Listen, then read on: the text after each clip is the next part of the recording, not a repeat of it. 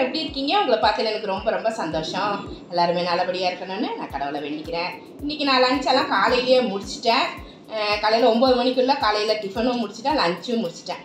Lunch என்ன செஞ்சேன் அப்படின்னா, சாதம் வச்சேன். நல்லா கதம்ப சாம்பார், எல்லா காய்கறியும் போட்டு கதம்ப சாம்பார் சூப்பராக இருக்கும், செம்மையாக இருக்கும். இது சாதத்துக்கு மட்டும் இல்லை, இட்லி தோசைக்கும் சூப்பராக இருக்கும். இது ஆல் இன் ஒன் சாம்பார்னு சொல்லலாம். எதுக்கு ஊற்றி சாப்பிட்டாலுமே நல்லாயிருக்கும். ரவா உப்புமாக்கெலாம் நல்லாயிருக்கும். அப்புறம் இட்லி, தோசை, ஆப்பம், சப்பாத்திக்கும் நல்லாயிருக்கும். ஏன்னா திக்காக இருக்கும் பார்த்தீங்களா, எதுக்கு வேணால் ஊற்றி சாப்பிட்லாம். அந்த மாதிரி நான் ரெடி பண்ணி வச்சுட்டேன். அப்புறம் முட்டை தொக்கு பண்ணேன். இதான் லஞ்சு பண்ணேன். சாம்பாரை வந்து காலையில் தோசை ஊற்றிட்டு எல்லாருக்கும் சாம்பாரே வச்சு கொடுத்துட்டேன். அதனால் சீக்கிரம் வேலையெல்லாம் முடிஞ்சிருச்சு. காலையில் 9 மணிக்குள்ளே எல்லா வேலையுமே முடிச்சிட்டேன். காலையில் டிஃபனும் பண்ணிவிட்டேன், மதியானம் லஞ்சும் பண்ணிட்டேன். இந்த கதம்ப சாம்பார் எப்படி வைக்கிறது அப்படிங்கிறத இப்போ பாருங்கள். அது மாதிரியே வச்சு சாப்பிட்டு பாருங்கள். ரொம்ப ரொம்ப சூப்பராக இருக்கும். நல்லா காரசாரமாக டேஸ்ட்டாக இருக்கும். நார்மல் சாம்பாரை விட இதில் இருக்கிற காய்கறியை சாப்பிடும்போது நல்லா உப்பு உரப்பு எல்லாமே அதில் ஏறி இருக்கும். நல்ல டேஸ்ட்டாக இருக்கும், சூப்பராக இருக்கும். வாங்க, தேங்காயெலாம் அரைச்சி ஊற்றி செய்கிறது இந்த சாம்பார் செம்மையாக இருக்கும். வாங்க அது எப்படி செய்யலான்னு பார்க்கலாம். அதுக்கு முன்னாடி நம்ம சேனலை சப்ஸ்கிரைப் பண்ணி வச்சுக்கோங்க. கூடவே இருக்கிற பெல் ஐக்கானை ப்ரெஸ் பண்ணி வச்சுக்கோங்க. வாங்க வீடியோக்குள்ளே போகலாம். கதம்ப சாம்பார் வைக்கிறதுக்கு எல்லா காய்கறியிலேருந்தும் கொஞ்சம் கொஞ்சம் எடுத்து வச்சுருக்கேன். உங்கள்கிட்ட என்னென்ன காய்கறி இருக்கோ அதுலேருந்து கொஞ்சம் கொஞ்சம் எடுத்து வச்சுக்கோங்க. எந்த காய்கறி போட்டாலுமே நல்லா தான் இருக்கும். இந்த குழப்பாக உள்ள காய்கறி மட்டும் போடாதீங்க. குழம்பு வந்து கொஞ்சம் பிசுபிசுப்பாக இருக்கும். முருங்கைக்காய் போடுறேன், உருளைக்கிழங்கு, கேரட்டு, கத்திரிக்காய், பீன்ஸ் இருக்குது இன்றைக்கி. இது கூட வெங்காயம், தக்காளி, பச்சை மிளகாய் எல்லாமே இருக்குது. எல்லாமே கழுவிட்டு கட் பண்ணி எடுத்துகிட்டு வரேன். இதை ஃபஸ்ட்டு போட்டுக்கலாம். எல்லாத்தையுமே கட் பண்ண காய்கறி எல்லாத்தையுமே ஃபஸ்ட்டு போட்டுட்டு பருப்பு வேக வச்சுருக்கேன், அதையும் இது கூட சேர்த்துக்கலாம். பருப்பு வந்து ரொம்ப குழப்பாக வேக வைக்கக்கூடாது. கொஞ்சம் மலர்ந்த மாதிரி இருக்கும்போதே போடுங்க, அப்போ தான் நல்லாயிருக்கும். ரொம்ப கூழ் மாதிரி வெந்துருச்சுனாக்கா அது வந்து சாம்பார் நல்லாவே இருக்காது, குழப்பாக இருக்கும். எல்லா காயுமே போட்டுட்டேன். பருப்பு வேக வச்சு எடுத்து வச்சுருக்கேன். நல்லா மலர்ந்த மாதிரி எடுத்து வச்சுக்கோங்க. ரொம்ப கடைய தேவையில்லை, அப்படியே அதில் போட்டுருங்க. தேவையான அளவு தண்ணி ஊற்றிடுங்க. எதுக்குன்னா காய்கறி வேகிறதுக்கான தண்ணி.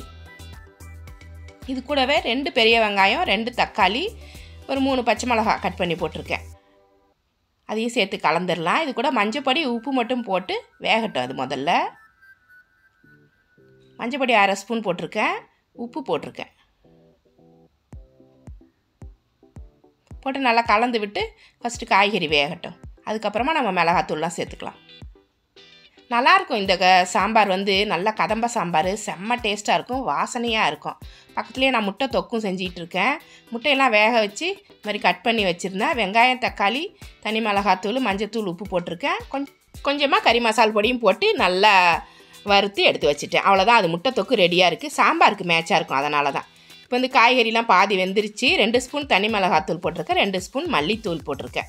இது வந்து உங்களுக்கு காரத்துக்கு ஏற்ற மாதிரி போட்டுக்கோங்க. சின்ன நெல்லிக்காய் சைஸு புளி ஊற வச்சுருந்தேன், அதையும் கரைச்சி இதில் ஊற்றிடலாம். எல்லாத்தையுமே கலந்துட்டு உப்பு செக் பண்ணிக்கோங்க. நல்லா வேகட்டும் காய்கறி. நல்லா வாசமாக இருக்கும் இந்த குழம்பு. தேங்காய்லாம் அரைச்சி ஊற்ற போகிறோம் பார்த்தீங்களா, அதனால் குழம்பே செம்ம டேஸ்ட்டாக இருக்கும். நார்மலாக வைக்கிற சாம்பாரை விட இந்த கதம்ப சாம்பார் வந்து டேஸ்ட் அதிகமாக இருக்கும். கொஞ்சமாக பெருங்காயமாக ஆட் பண்ணிக்கோங்க. காய்கறிலாம் நல்லா வெந்துருச்சு. இதுக்கு ஒரு அரைப்பு அரைச்சி ஊற்ற போகிறோம். தேங்காய் வந்து ஒரு 1/4 மூடி தேங்காய் எடுத்திருக்கேன். பெரிய மூடியாக இருந்தால் அவ்வளவும் எடுத்துடாதீங்க, ரொம்ப திக்காக போய்டும் சாம்பார். 1/4 மூடிக்கு கொஞ்சம் குறவாகவே எடுத்துக்கோங்க. எடுத்துக்கிட்டு ஒரு 5லேருந்து 6 சின்ன வெங்காயம், 1/2 ஸ்பூன் சீரகம் நல்லா பேஸ்ட்டாக அரைச்சி இதை சேர்த்துக்கோங்க. நல்லா சேர்த்துட்டு நல்லா கலந்து விட்டுக்கோங்க. காய்கறிலாம் வெந்ததுக்கப்புறம் சரியான திக்னஸ் வந்ததுக்கப்புறம் நம்ம தாளித்து கொட்ட வேண்டியது தான். சூப்பராக இருக்கும் இந்த சாம்பார். சாதத்துக்கும் நல்லாயிருக்கும், இட்லி தோசைக்கும் சூப்பராக இருக்கும். நான் சொன்ன மாதிரி ரவா உப்புமாக்கெலாம் சூப்பராக இருக்கும். ரவா உப்புமாவே பிடிக்காது அப்படின்னு சொல்கிறவங்க கூட இந்த சாம்பாரோட சேர்த்து கொடுக்கும்போது நல்லா சாப்பிடுவாங்க. இதை சேர்த்த உடனே நல்லா வாசனையாக இருக்கும் பாருங்கள். நல்லா வெந்துருச்சு. இப்போ தாளிச்சிருவோம். கொஞ்சமாக எண்ணெய் ஊற்றிக்கோங்க. கடுகு, உளுந்தம்பருப்பு போட்டுக்கலாம். அது மாதிரி ஒரு 10 பூண்டு, ஒரு 10 சின்ன வெங்காயம் நல்லா இடித்து வச்சுக்கோங்க. தாளிக்கிறப்ப நல்லாயிருக்கும். இதை போட்டு தாளித்து பாருங்களேன், செம்ம வாசமாக இருக்கும். கடுகு, உளுந்தம்பருப்பு நல்லா பொரிஞ்சதுக்கு அப்புறமா போடுங்க. சரியாக பொரியலைனாக்கா கசப்பாக இருக்கும் கடுகு, அதனால தான் சொல்கிறேன். நல்லா பொரிஞ்சதுக்கப்புறம் ஒரு 10 பூண்டு தோலோடு இடித்து வச்சுருக்கேன், அப்போ தான் வாசனையாக இருக்கும்.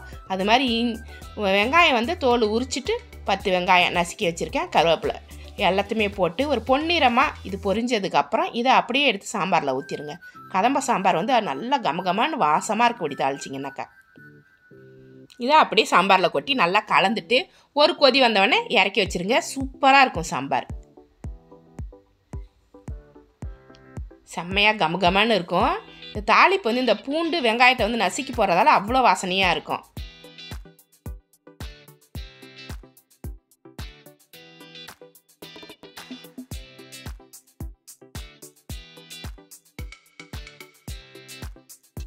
எல்லாத்தையும் ஒன்றா போட்டு கலந்துட்டு கொஞ்சம் நேரம் அடுப்பில் வச்சுருந்துட்டு டக்குன்னு இறக்கிடுங்க. சூப்பராக இருக்கும். இது வாசம் போகாமல் மூடி வச்சுக்கோங்க சாப்பிட்ற வரைக்கும்.